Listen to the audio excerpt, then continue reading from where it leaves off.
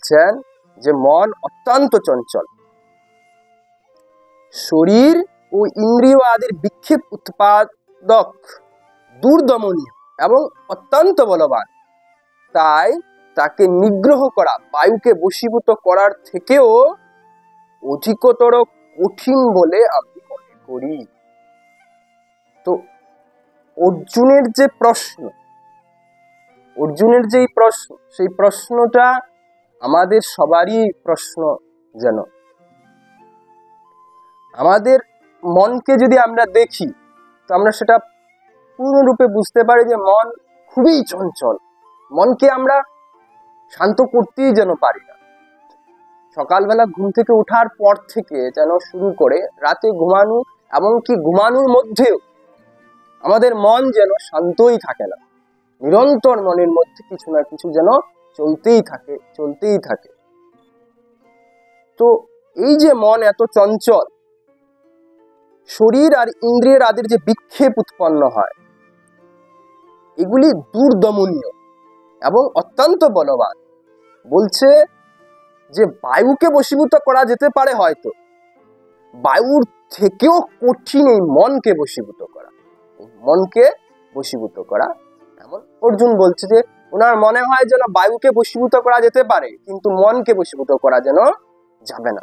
মানে অনেক বড় কথা, যে বায়ু যেটা নিরন্তর চলছে, চলয়মান, সেটাকে বশীভূত করা যেতে পারে, কিন্তু মনকে বশীভূত করা যেতে পারে না। মানে মন এত চঞ্চল। তো ভগবান এর উত্তরে বলছে, আমাদের মন আমরা শান্ত করতে চাই, কিন্তু আমরা কোনোভাবেই যেন পেরে উঠি না। খুব কঠিন মনে হয় মনকে শান্ত রাখা। কাউকে যদি বলা হয় যে একটু সময় চুপ করে বসো, আমরা যেন চুপ করে বসতে পারি না। হয়তো শারীরিকভাবে বসে পড়ি, কিন্তু মন থেকে চুপ করতে পারি না। যেন আমরা নিরন্তর মনের মধ্যে কিছু না কিছু আমাদের চলতেই থাকে। তো মনকে আমরা কিভাবে শান্ত রাখতে পারি, এই চঞ্চল মনকে কিভাবে শান্ত করতে পারি, সে তার উত্তরই ভগবান পরের শ্লোক 35 নম্বর 6 অধ্যায়ের ধ্যান যোগের 35 নম্বর শ্লোকে খুব সুন্দর একটা অদ্ভুত কথা বলেছেন। শ্রী ভগবান উবাচ আসংশয়ম মহাবাহু মনম দুর্নিগ্রহম চলম অভ্যাসেনোতো কন্তেয় বৈরাগ্যেন চ গৃহতে। ভগবান বলছেন, হে মহাবাহু, মন যে দুর্দমনীয় ও চঞ্চল তাতে কোনো সন্দেহ নেই, কিন্তু হে কন্তেয়, ক্রমশ অভ্যাস ও বৈরাগ্যের দ্বারা মনকে বশীভূত করা যায়। ভগবান কি বলছেন, হে মহাবাহু, মন যে দুর্দমনীয় ও চঞ্চল তাতে কোনো সন্দেহ নাই, তাতে কোনো সন্দেহ নাই, কিন্তু হে কন্তেয়, ক্রমশ অভ্যাস ও বৈরাগ্যের দ্বারা মনকে বশীভূত করা যায়। ভগবান নিজেও স্বীকার করছে যে মন অবশ্যই অতি চঞ্চল, মনকে বশীভূত করা খুবই দুষ্কর, কিন্তু পথ আছে, রাস্তা আছে। কি বলছে, যে অভ্যাস ও বৈরাগ্যের দ্বারা আমরা মনকে বশীভূত করতে পারি, মানে মনকে শান্ত করতে পারি, চঞ্চল মনকে শান্ত করতে পারি। এখানে যে অভ্যাস, বড় গুরুত্বপূর্ণ শব্দ। অভ্যাস, কিসের অভ্যাস করব আমরা, কি অভ্যাস করব আমরা, কিসের প্রতি বৈরাগ্যবান? বৈরাগ্য মানে কি বোঝা বড় আবশ্যক। এই বৈরাগ্য মানে কি? ঘরবাড়ি ছেড়ে দেওয়াই কি বৈরাগ্য? এই সংসারের কথাবার্তা চিন্তা না করাই কি বৈরাগ্য? কোনটাকে বৈরাগ্য বলা হয়? অভ্যাসটাই কি? কিসের অভ্যাস করব? সকাল থেকে ঘুম থেকে ওঠাটাই কি মনকে শান্ত করতে পারে? রাতের বেলা ঠিক টাইমে ঘুমিয়ে পড়াটাই মনকে শান্ত করতে পারে? কি রকম অভ্যাস, কি অভ্যাস আমরা করব যাতে মন আমাদের শান্ত হয়? এই যে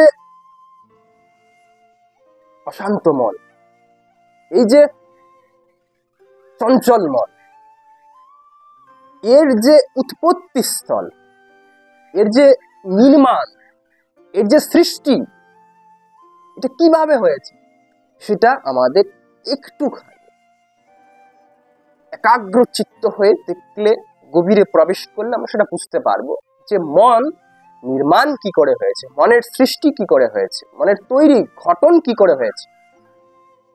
মন যেন পুরো পরিষ্কার সাদা কাগজের মতো, খাতার মতো, সেখানে কিছু লেখা যেন থাকে না।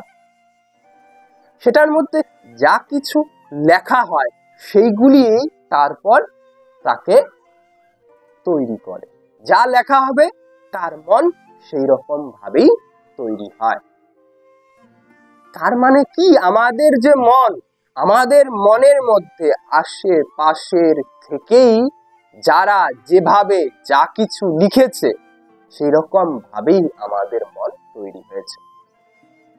যারাই যেভাবে আমাদের মনের মধ্যে যা কিছু লিখেছে সেভাবেই আমাদের মন তৈরি হয়েছে।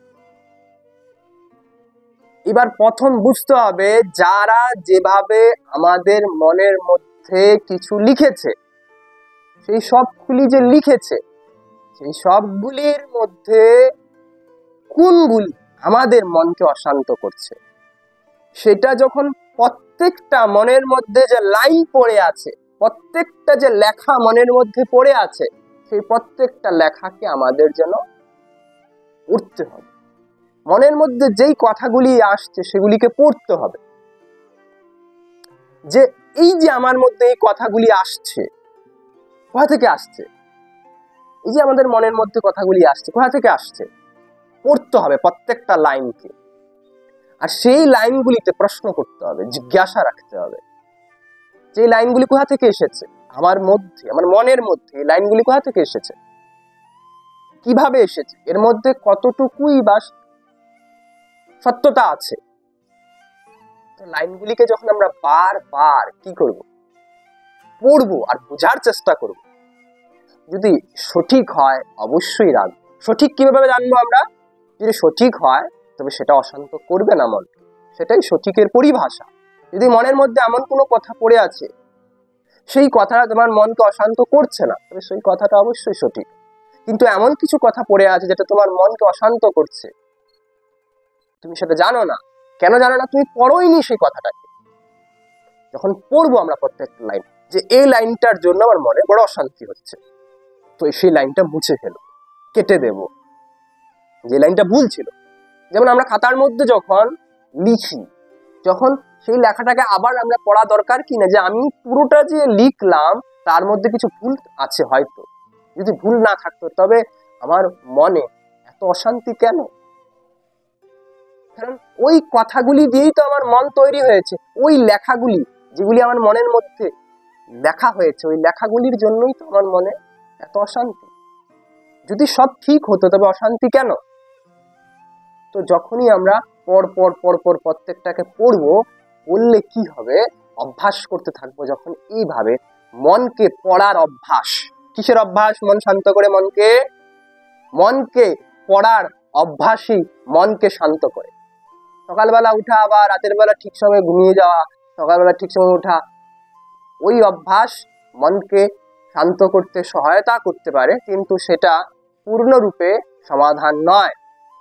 মনকে যদি আমরা পূর্ণরূপে সমাধান করতে হয়, পূর্ণরূপে শান্ত করতে হয়, তো মনকে প্রতিদিন মনকে পড়তে জানতে হবে।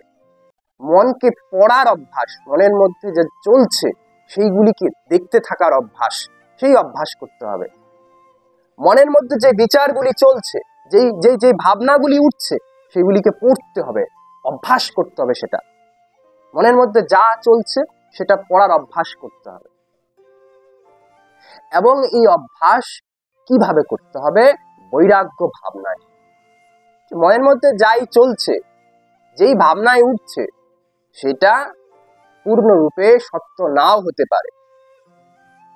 এই যে মনের মধ্যে যে ভাবনাগুলি উঠছে, এই ভাবনাগুলি যে পূর্ণরূপেই সত্য নয়, এই ভাবনাটাকেই বৈরাগ্য ভাব বলে। আমরা কি ভেবে নেই আমার মনের মধ্যে যা পড়ে আছে সেটাই যেন সত্য এবং সঠিক। তাই জন্য আমাদের মধ্যে মনের ভাবনাগুলি, মনের বিচারগুলিকে নিয়ে বিচার করার বা সেগুলিকে বুঝার অভ্যাস করতে ইচ্ছেই হয় না। যখন আমরা এটা বুঝবো যে আমার মনের মধ্যে যেই ভাবনাগুলি উঠে সেই ভাবনাগুলি পূর্ণরূপে সঠিক নয়, তখন আমরা সেটা বিচার করব। তো এই যে ভাবনাটা ওঠা, যে আমরা যখন বুঝতে পারি যে মনের মধ্যে যা চলে, যে ভাবনাগুলি উঠে এগুলি সঠিক নয়, এই যে সঠিক নয় এই ভাবনাটাকেই বৈরাগ্য বলে। যে মনের মধ্যে অনেক কিছু চলতে থাকে, তাই সবকিছুই সঠিক নয়। এই যে মনের মধ্যে এই ভাবনাটা, এটাই ভাবে রূপান্তর যখন হয়, তখনই সেটাকে বৈরাগ্য ভাব বলে। যে বৈরাগ্য ভাব রয়েছে, মনে অনেক কিছু চলছে, কিন্তু সেগুলিকে আমি সত্য মনে করি না, সত্য মনে করি না। অনেক বিচার উঠছে নামছে, কখনো এই হচ্ছে কখনো সেই হচ্ছে মনের মধ্যে, আমি এইগুলিকে চুটকুলা মনে করি, আমি এগুলিকে হাস্যকর বস্তু মনে করি, যে এগুলি উঠতে থাকে, এগুলি হতে থাকে, এগুলি সব সত্য নয়। মনের মধ্যে যা ভাবনা উঠছে এগুলি সব সত্য নয়।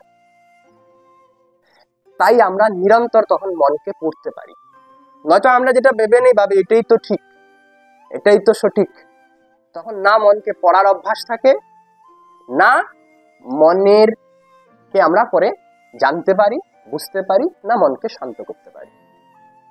তো এই বৈরাগ্য ভাব নিয়ে আসতে হবে আমাদের মধ্যে, যে আমাদের মনের দুনিয়ায়, মনের জগতে যা কিছু ঘটছে তা সম্পূর্ণ সত্য নয়। জগতের দুনিয়ায় যা ঘটছে এটা পরে, মনের দুনিয়ায় যা ঘটছে তা সম্পূর্ণ সত্য নয়। সেই মনের দুনিয়ার মধ্যে ঘটতে থাকা ঘটনার প্রতি যে অসত্য বা পূর্ণ সত্য নয়, এই যে ভাবনাটা, সেটাই বৈরাগ্য ভাব উৎপন্ন করে। বৈরাগ্য আসলেই কিন্তু অভ্যাস হবে, বৈরাগ্য না থাকলে অভ্যাস হবেই না। মনের মধ্যে যদি সব যা আছে সব সত্য, এটা আমরা ভেবেই নিই আগের থেকে, তবে অভ্যাস হবে না মনকে দেখা। যদি আমরা জানি যে মনের মধ্যে যা আছে তা সব সঠিক নয়, তখনই মনকে জানার জন্য আমরা নিরন্তর অভ্যাস করব। যেটা নিরন্তর প্রয়াস করা হয় সেটা কি অভ্যাস। যেটা মনকে জানার জন্য যে আমরা নিরন্তর প্রয়াস করছি সেটাই অভ্যাস। সেই অভ্যাস করতেই বলা হয়েছে। যেটার দ্বারা আমরা মনকে জানতে পারি, বুঝতে পারি, সেই অভ্যাস করতে বলা হয়েছে।